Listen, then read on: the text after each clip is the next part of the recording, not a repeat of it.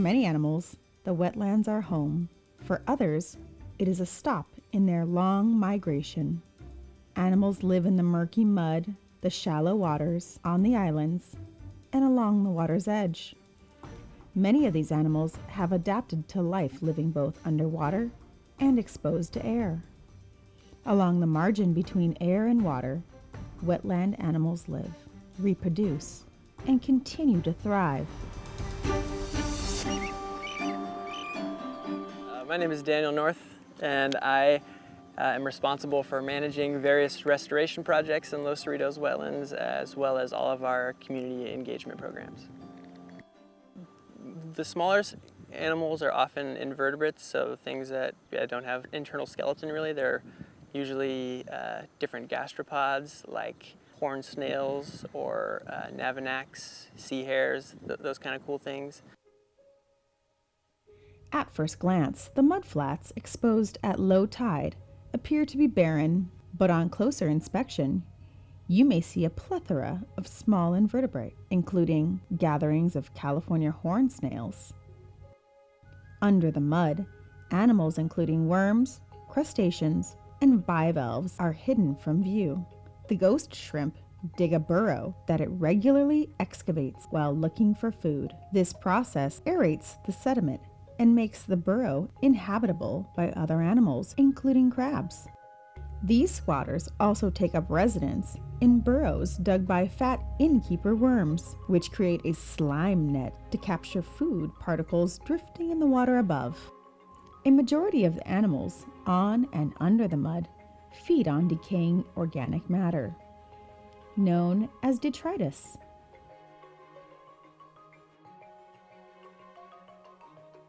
At low tide, something emerges from its burrow. These male fiddler crabs can be easily identified by their large claw. They take time away from feeding for the ever-important mating ritual.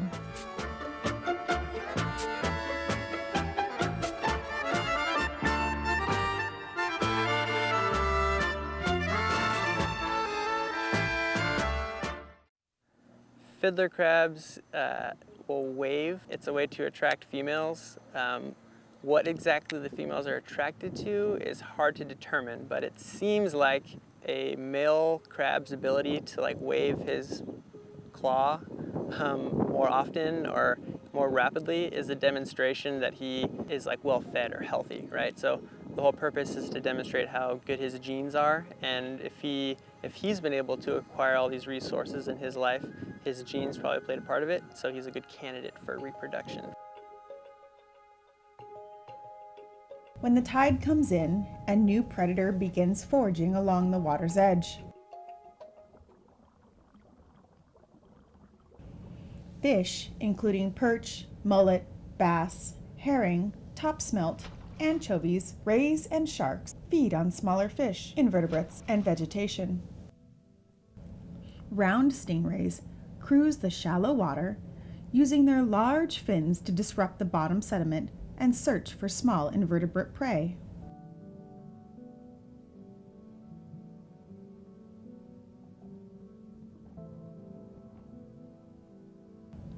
Bay pipefish, a relative of the seahorse, mimic the eelgrass in which it lives and uses its tubular mouth to slurp up small crustaceans. The wetland habitat is crucial to a variety of fish. Some live there only temporarily, as juveniles, finding shelter until they grow large enough to face the dangers of the open ocean. These small fish dart through the vegetation near the water's edge to escape their larger predators. Adult fish are also plentiful in the wetland as year-round inhabitants or visitors who come annually to spawn. Sharks and skates lay their eggs in the protected wetland waters before returning to the open ocean.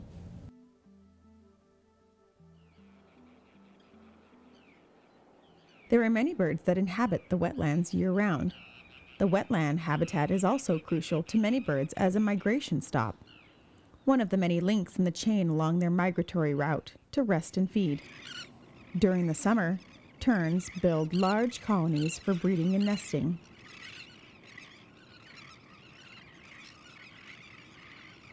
Birds that winter further south return to the north, including avocets, stilts, and plovers.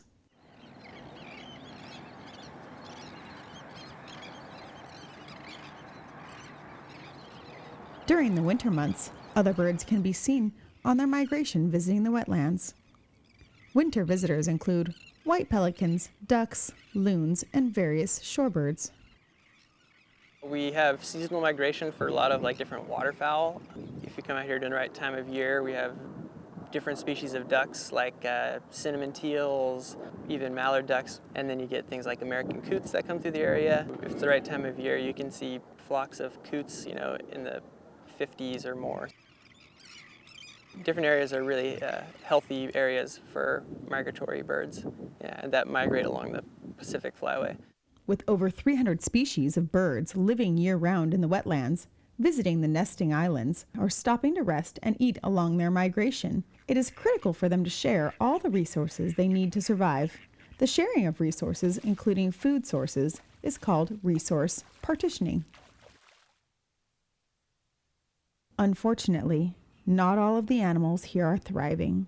Some are listed as endangered, threatened, or species of special concern, which are at risk of becoming endangered. The species of special concern are often suffering from population declines due to smaller range areas, possibly from loss of habitat. There's actually a state endangered species that we have in Los Cerritos wetlands called the Belding savanna sparrow. That's an endangered species of sparrow that only lives in salt marshes, and we are actually the northernmost population in California. We have various marine birds, so there's shorebirds, like different herons or egrets that'll forage or look for fish or different species in the mudflats at various times of the day. And there's also a couple other marine birds like pelicans and terns that fly over and fish in different areas. One technique birds use to get a meal is fishing. Birds, such as pelicans and terns, fish by diving from the air into the water to capture fish with their bills.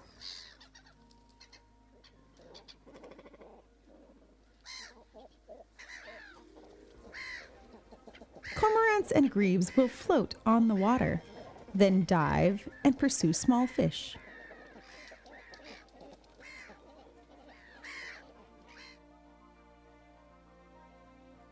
Some ducks, like the scaup, dive underwater from the surface to capture small invertebrates.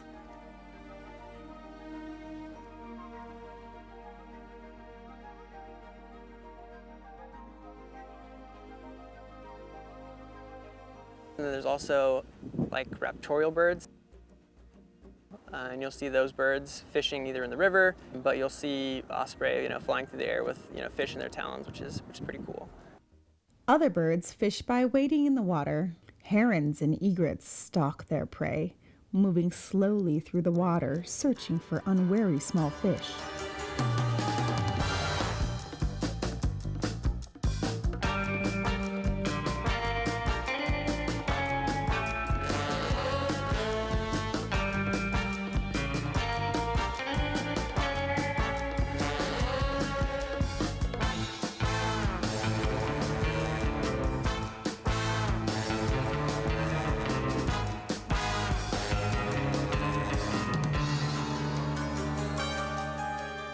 Let's use the great blue heron, for example.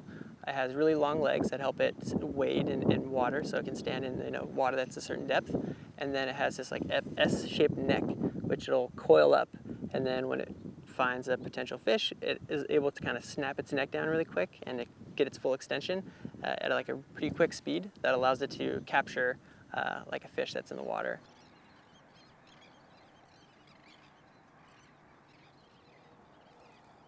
One other relative of that one is the snowy egret, and they actually have yellow toes, and they wiggle their toes to look like worms, and fish will try to eat their toes, but they are trying to hunt those fish.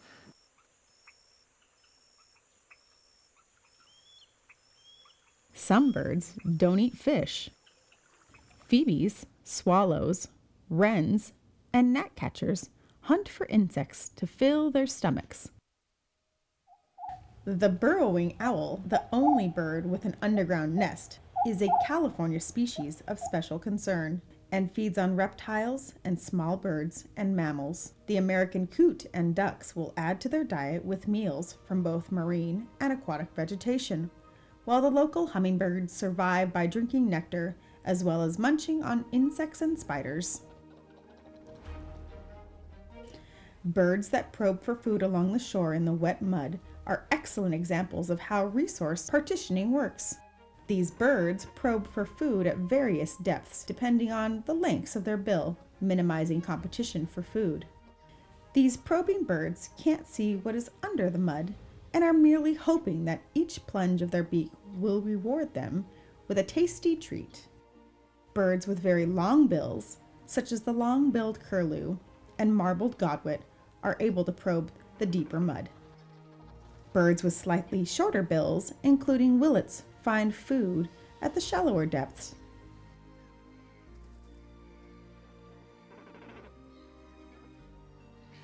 Smaller shorebirds with very short beaks, such as plovers and sandpipers, probe just under the surface of the mud, or will hunt for insects or crustaceans, stopping to eat only when they see their food.